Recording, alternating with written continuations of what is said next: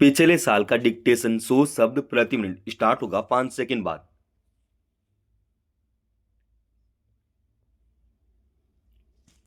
Start. Charlie Chaplin की कला दुनिया के सामने है और 5 पीढ़ियों को मुग्ध कर चुकी है। स्टॉप। समय, भूगोल और संस्कृतियों की सीमाओं से खिलवाड़ करता हुआ चार्ली आज भारत के लाखों बच्चों को हंसा रहा है जो उसे अपने बुढ़ापे तक याद रखेंगे। स्टॉप। चैपलिन का चमत्कार यही है कि उनकी फिल्मों को पागलखाने के मरीजों, अशांत मस्तिष्क लोगों से लेकर महान प्रतिभा वाले व्यक्ति तक कहीं एक स्तर पर और कहीं सूक्ष्मतम रसास्वादान के साथ देख सकते हैं। स्टॉप।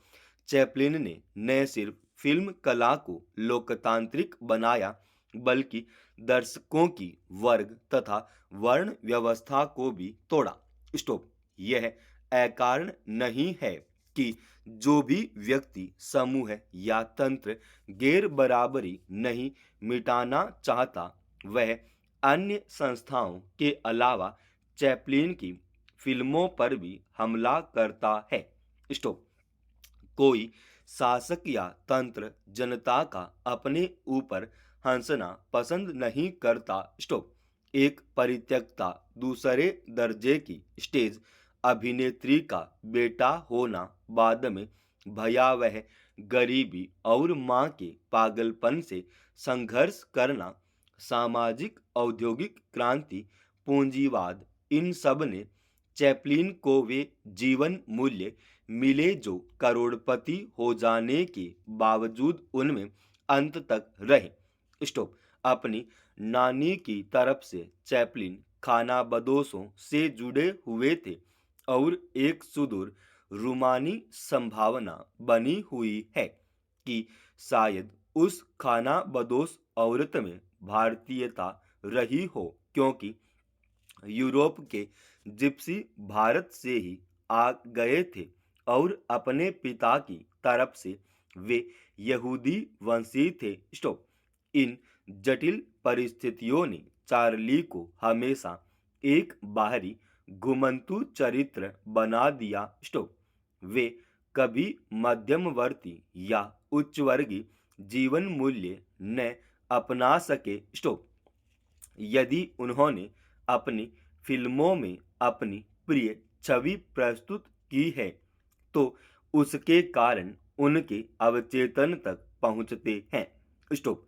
चार्ली पर कई फिल्म समीक्षकों ने नहीं, फिल्म कला के उस्तादों और मानविकी के विद्वानों ने सिर धुने हैं और उन्हें नेति कहते हुए भी यह मानना पड़ता है कि चार्ली पर कुछ नया लिखना कठिन होता जा रहा है। स्टॉप। दरअसल सिद्धांत कला को जन्म नहीं देते। स्टॉप। कला स्वयं या तो अपने सिद्धांत लेकर आती है या बाद में उन्हें गढ़ना पड़ता है। स्टॉप। जो करोड़ों लोग चार्ली को देखकर अपना पेट दुखा लेते हैं उन्हें फिल्म समीक्षकों या फिल्म उस्तादों की सारगर्भित समीक्षाओं से क्या लेना देना। स्टॉप। वे चार्ली को समय और भूगोल से काटकर देखते हैं और जो देखते हैं उसकी ताकत अब ज्यों की त्यों बनी हुई है। स्टॉप। यह कहना कि वे चार्ली में खुद को देखते हैं दूर की कौड़ी लाना है। स्टॉप। लेकिन बेशक जैसा चार्ली वे देखते हैं वह उन्हें जाना पहचाना लगता है। स्टॉप। जिस मुसीबत में वह अपने को हर 10 सेकंड में डाल देता है वह सुपरिचित लगती है। स्टॉप। अपने को नहीं, लेकिन वे किसी अपने परिचित या देखे हुए को चार्ली मानने लगते हैं। स्टॉप।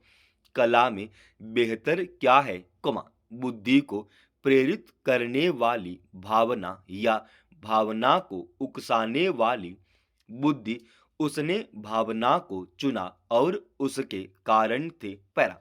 बचपन की दो घटनाओं ने चैपलिन पर गहरा स्थायी प्रभाव डाला था। स्टॉप। एक बार जब वे बीमार थे तब उनकी माँ ने उन्हें ईसा मसीह का जीवन बाइबिल से पढ़कर सुनाया था। स्टॉप। ईसा के सूली पर चढ़ाने के प्रकरण तक आते आते माँ और चार्ली दोनों रोने लगे। स्टॉप। बालक चार्ली उन दिनों एक ऐसे घर में रहता था जहां से कसाई खाना दूर नहीं था। स्टॉप। वह सैकड़ों जानवरों को वहां ले जाया जाता देखता था। स्टॉप। एक बार एक भेड़ किसी तरह जान छुड़ाकर भाग निकली। स्टॉप। उसे पकड़ने वाले उसका पीछा करते हुए कई बार फिसले, गिरे और पूरी सड़क पर ठहाके लगाने लगे। स्टॉप। आखिरकार उस गरीब जानवर को पकड़ लिया गया और उसे फिर कसाई के पास ले जाने लगे। तब चार्ली को एहसास हुआ कि उस भेड़ के साथ क्या होगा। वह रोता हुआ माँ के पास दौड़ा, उसे मार डालेंगे जोर से कहने लगा। स्टॉप। बाद में चैपलिन ने अपनी आत्मकथा में लिखा कि वसंत की वह दोपहर और वह मजाकिया दौड़ कई दिनों तक मेरे साथ रही और मैं कई बार सोचता हूँ कि उस घटना की ने तो कहीं मेरी भावी फिल्मों की भूमि तय नहीं कर दी थी। स्टॉप। भारतीय कला और सौंदर्य शास्त्र को कई रसों का पता है। उनमें से कुछ रसों का किसी कलाकृति के साथ साथ पाया जाना श्रेयस्कर भी माना गया है। स्टॉप। जीवन में हर्ष और विषाद आते रहते हैं। यह संसार की सारी सांस्कृतिक परंपराओं को मालूम है, लेकिन करुणा का हास्य में बदल जाना एक ऐसे रस सिद्धांत की मांग करता है जो भारतीय परंपराओं में नहीं मिलता। स्टॉप। रामायण तथा महाभारत में जो हास्य है वह दूसरों पर है और अधिकांशतः वह परसंताप से प्रेरित है। स्टॉप। जो करुणा है वह अक्सर अच्छे लोगों के लिए और कभी कभार दुष्टों के लिए है। स्टॉप। संस्कृत नाटकों में जो विदूषक है वह राज व्यक्तियों से कुछ बदतमीजियां अवश्य करता है, किंतु करुणा और हास्य का सामंजस्य उसमें भी नहीं है। स्टॉप।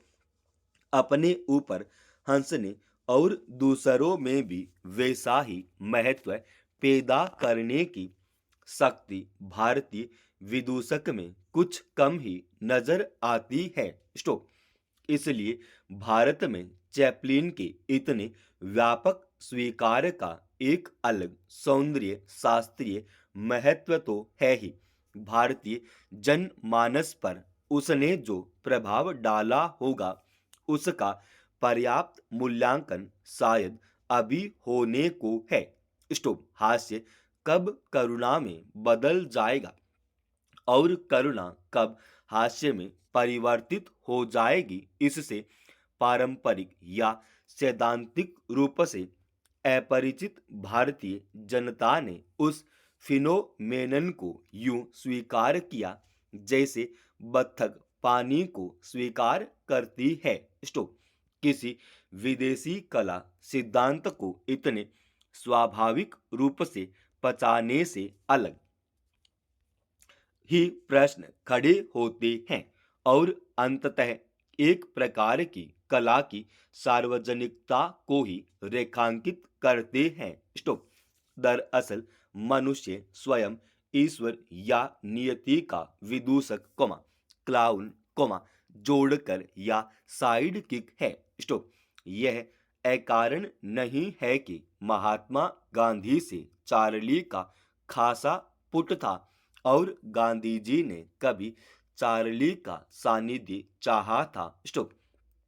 चार्ली की नितांत भारतीय सौंदर्य शास्त्र की इतनी व्यापक स्वीकृति देखकर राज कपूर ने भारतीय फिल्मों का एक सबसे साहसिक प्रयोग किया था। स्टॉप। वह अच्छा था कि राज कपूर ने चार्ली चैपलिन की नकल करने के आरोपों की परवाह नहीं की। स्टॉप।